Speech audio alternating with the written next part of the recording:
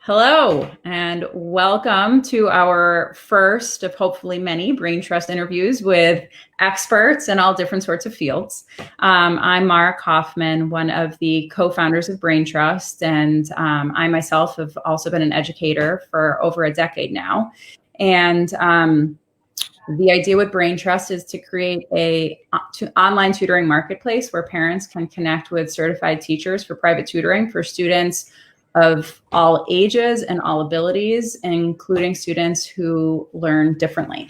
And today we have Benjie Messinger-Barnes working with our first interviewee in this series. Benjie, why don't you tell us a little bit about yourself? Yeah, absolutely. Good evening to those folks out east. Good afternoon to those folks joining us from the west, where I am in Los Angeles, California. I spent a decade in the classroom as a math teacher, everything from sixth grade math up to BC calculus. The last 6.5 years I've spent at the Friends Seminary School in Manhattan, my alma mater, as a math teacher. Most recently, for the last 3 years, I was the math department chair. And as of mid-May, I am the director of online learning.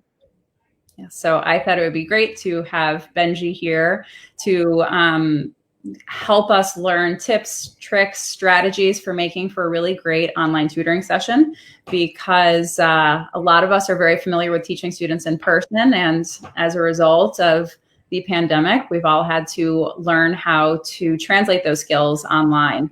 And I think Benjie has a lot of expertise and a lot of experience doing just that. So Benjie, can you begin by telling us some of your favorite strategies and tools that you use to make for a great tutoring session? Yeah, absolutely. And I'll strike a balance, or at least I'll try to strike a balance between a 30,000 foot view and also some granular, more detailed strategies to create those sort of engaging lessons and support sessions. And many of these mirror our experiences in the brick and mortar classroom, but especially in an online setting. I think creating that personal connection with your learning counterpart is so important.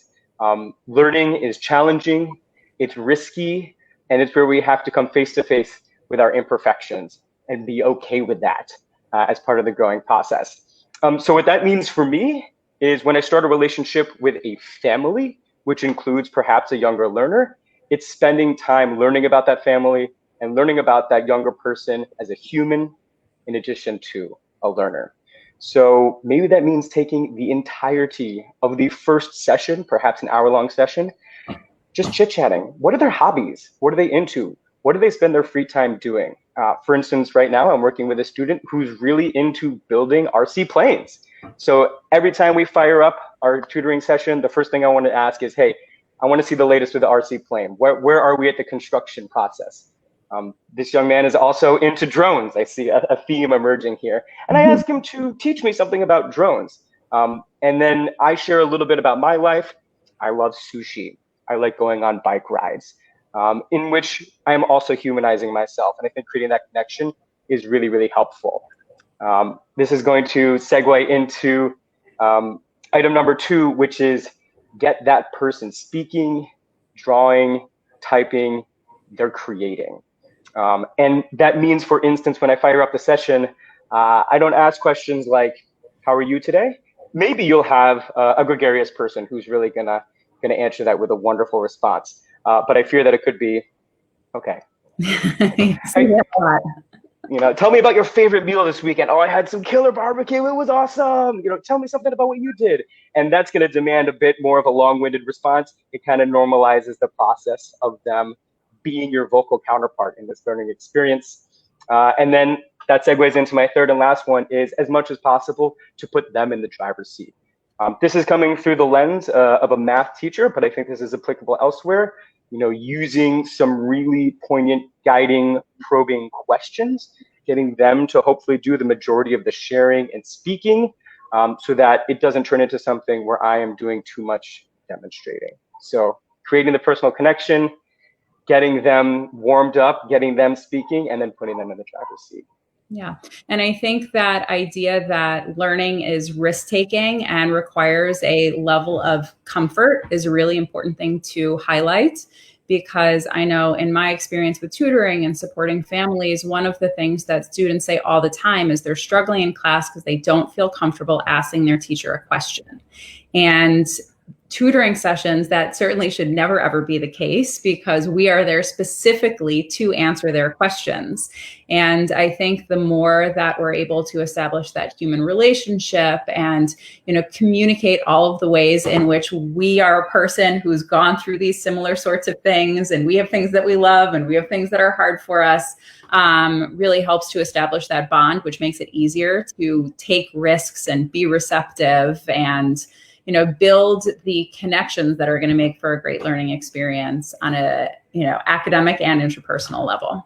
Yeah, absolutely. I think one of my favorite experiences that I have both in person and online is where we come to the culmination of a problem and they look at me expecting some sort of evaluative feedback, and that pause and that tension right there, and to understand that I'm always going to ask them, so, why?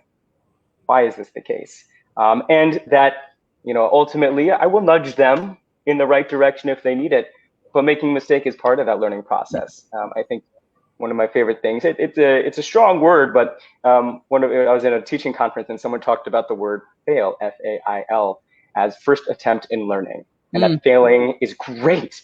Yeah. Everyone fails. If everyone takes a first attempt, and that always stuck with me. Yeah. And I feel like similarly heard that mistakes are just information for learning. And I feel like that was another great one. And it's so true for us as adults. Like, we make mistakes all the time. And the whole point is that you need to learn from them, and that's okay. But that fear of failure is real. So reinforcing a growth mindset too is also a wonderful thing to be able to bring into sessions. Absolutely. And what do you find are some of your favorite resources or tools that you use to make for a great online tutoring session? Yeah, absolutely. So I use Zoom conferencing as my video conferencing software. And I really, really like it for a couple of reasons. And again, coming through the lens of a math teacher, but I think this is applicable elsewhere. Having a native annotation tool is so wonderful for visualizing and observing student work in real time. Again, if we want to put that student in the driver's seat, we must be able to see their thinking as it's happening. It's a great skill to learn how to verbalize what you're thinking, but it's particularly challenging, especially for our younger students. And so allowing them to physically write their thinking is so helpful. And this is actually one of the times when doing a support session online might be more effective than in person. Okay, our student is adding some fractions. I'm watching the numerals and symbols on the screen in front of me. Maybe I want to draw their attention to a specific point in their work. I'm talking 1 square centimeter. In person, that involves me kind of getting in their physical, personal space over there. If I'm going to lean over them and point at their paper. Online on Zoom, I could put a little star or a question mark or an arrow or what have you right on the screen and say, hey, Mara, can you tell me about what you were thinking right here? I'm really interested to see that. Zoom, really like it. When it comes to that actual annotation, I've got a little Wacom tablet here. It's about $70, so not nothing, but I have found who's quick to fire up. The learning curve was easy to navigate for me, and in a few hours, I was writing quickly, clearly, and legibly. And so that really helped me to be able to write math on the screen. And then the last tool that I was introduced to in the last calendar year, which I thought was really great, Kami, K-A-M-I, Kami. It is a platform where even on the free version, you can upload a PDF or a blank grid paper. There is a link that can be shared, and multiple folks can collaborate on a single annotation at the same time. So I'm looking at the screen, and all of a sudden, Mara is drawing in green. I can draw in red, and we can talk about it. So those three, Zoom, nice little tablet, and Kami, those are my favorite little software tools to really help me with my online support sessions. Yeah, and I can imagine Cami would be really helpful if a student was able to share a PDF of a homework assignment or some class notes or something like that that they were having difficulty with or couldn't quite make sense of. Being able to work on that shared document without having to transcribe the problem into the Zoom annotation, the whiteboard, would make for a smoother transition without some of the errors that you might see with a student who might have executive function issues or something like that, which makes the annotation and the translation of that information particularly challenging. Spot on. And what about for younger students who might not feel comfortable, writing on the screen, or like a younger student that really the pen and paper interaction is really important for their own learning and sort of that motor development? Have there been things that, simple tools that you can think of or strategies that you've used to be able to translate that pen and paper or pencil and paper into a Zoom session? Yeah, absolutely. And we are talking about some hardware solutions here, so I want to acknowledge that. I reach over here, I've got, the iPad, I've got the Wacom. If you look at my workspace, it's kind of a jumble of all of these tools. I have found a tablet of this variety to be really nice for that tactile experience for students.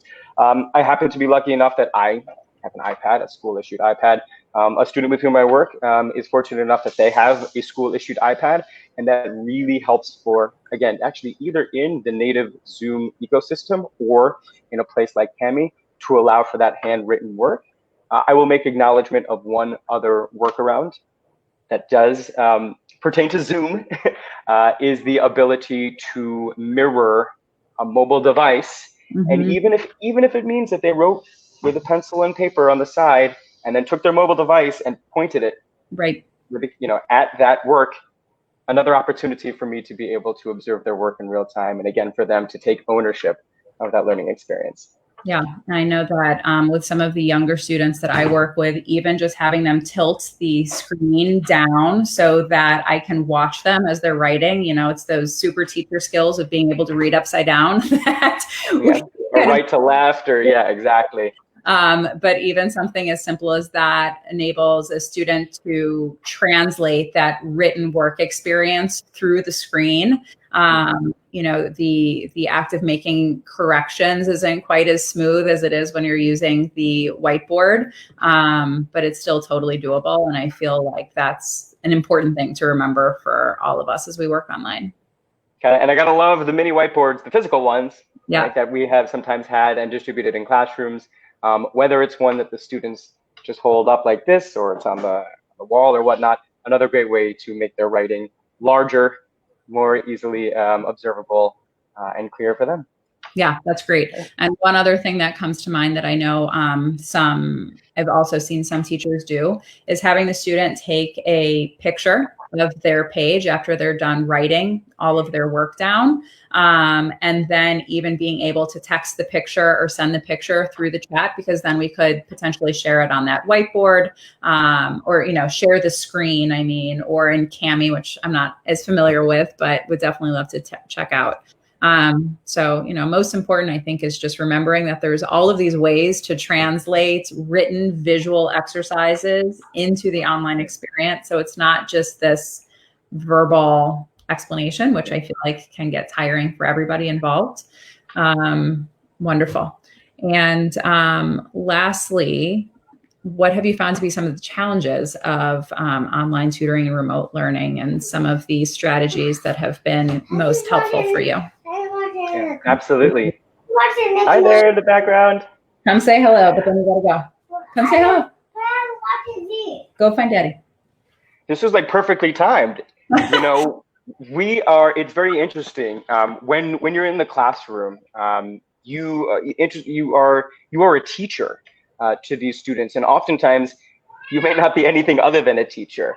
And here we are now in this professional capacity, letting folks look through a window into our personal lives, which I think is a wonderful human experience. And it means that we as educators may have distractions on our hands. Totally appropriate. Go to the door. I had to close my window right here because there's construction going on next door and they are hammering away. Yeah. And so I've gotten really good at blocking that out. So it's a bit more of a cognitive load, even on the teacher end, and certainly on the student end.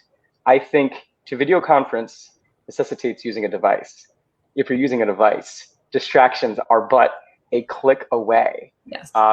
And so that can be really challenging. And I think one way to overcome that challenge is to, again, while creating that personal connection, that degree of trust, that we develop some norms around our sessions together, very similar to in a class setting. I'm going to turn my phone and my computer on do not disturb mode. Even if my wife texts me, I'm not going to see it. I'm not going to be checking emails or anything else. I am here with you. And also coming up with language. Hi, Mara, if I notice that you seem disengaged for whatever reason, I'm not going to claim to know what's going on or why. What language should I use to call your attention back? So I might say, Mara, are you with me? And that's a nice way, if Mara knows that she kind of flipped open her email for a bit, I'm using you as the hypothetical student here. It's a nice way. There's no reason to call someone out here. Just, oh, excuse me. Totally, I'm back. Great, thank you. So that was challenge number one. And the second one is kind of more ubiquitous. It's that even the small things can become particularly challenging. Again, I think of viewing student work. Again, we're talking a lot about handwritten work, which I think is an order of magnitude more challenging to see. For text-based work, Google Documents are fantastic. I mean, you can use formatting, color coding, highlighting, commenting, whatnot. And these are all great, but there's something about it that seems like we need to make more active effort just to do the simple things. And I think it's important to acknowledge that and take time in the beginning to practice those skills. Really, let's confirm, are you familiar with how to open a Google document and to do X, Y, Z? Are you familiar with how to use the annotation tools? It's a great investment that's going to pay off in the long run. And the last one is screen fatigue. It is very, very real. I love being a teacher because I'm on my feet all day. My Fitbit logs like 18,000 steps a day. It's great. I think I've got like 112 right now. Yeah. Got 112 steps today. And that is really challenging for me. And so I know I need to get up and take a walk throughout the day. And I think my students are the same. So one thing I love to do, let's call it a 60-minute session, a minute 35 or 40, if there's a decent transition point there, we're going to get up, we're going to get off the screen, and we're going to come back in exactly 180 seconds. Yep. And I often say 180 seconds because that means 3 minutes. Sometimes 3 minutes is less a measurement of time and more this idea of like, not right now, but not later. And so, but to really make sure that we're on the same page. And it's great for me. It's great for the students. It's something for them to look forward to if they feel themselves getting a little fatigued. I found that to be really helpful. Yeah. And I think the structure, like every child does well with structure, no matter what their age, and these sort of expectations. And I think that sometimes there are sessions where a kid has no problem sitting for an hour straight and they're like totally engaged and really into it and super motivated to figure out the solution to a problem or finish an assignment with the help of their tutor there. But then there are other days where we just need a movement break of some sort. And I feel like whether it's saying, why don't you go get a snack? Because sometimes a little, food can help the brain kick into high gear. Or I know that with some of my younger students, we will do sort of like a productive break with a scavenger hunt or something like that to be able to say, why don't you go find something that begins with a sh sound if that's what we're working on? Or why don't you go find something that comes in a pair if it was a math activity? Simple things like that also relate to the content and make for a productive break. Have the, it's two birds with one stone because the student is getting the movement that they need, but they're also still thinking about and actually applying the things that we're talking about and thinking about during the session. So I'm all for breaks, all for structure. I think those things are really, really helpful. And, having a way to make students feel comfortable in that relationship of like, this is the way in which we can prompt each other or talk about when something is difficult, whether it be emotional or just a distraction. I'm sure that that makes it much easier for the students to accept the feedback, be honest about it, and just be like, oh yeah, that was distracting, because we totally get distracted too all the time. And again, it's that developing that human relationship of, nobody's perfect, and it is hard to sit for this long, and it is hard to stare at a screen, and it is hard to focus. And this is normal, but these are the ways in which we can sort of overcome it or get over it and not let it become too distracting. Yeah, and I like what you said also about both structure, but also then that human connection, where if the student can feel comfortable enough to say, hey, Benjie, I'm just, maybe in the beginning, I'm not having a great day today. I'm so tired. Or having the courage to say, can I get up for a second? I'm really sorry. And knowing that I'll say, yeah, there's this trust. I know you wouldn't ask if you didn't need to, and therefore, absolutely. Yeah. Or to identify early, why don't you get a granola bar before we start? Yes. Right? Instead of having a really challenging first couple of minutes where we're really struggling to get the wheels turning, you know what? Okay, we're going to take the first 4 minutes to have a granola bar and add on whatever chit chat we would do anyway to begin a session, and get a little bit of blood sugar going so we're energized and ready to learn. Yeah, absolutely. Yeah. All wonderful suggestions. Thank you so much for sharing your wisdom with this growing community at Braintrust. And we will post this conversation to our Facebook channel and to our Instagram channel with some notes about those specific resources and tools that you found to be most helpful. Yeah. So, all of you tutors or families that are watching, you can look for those on our social media channels.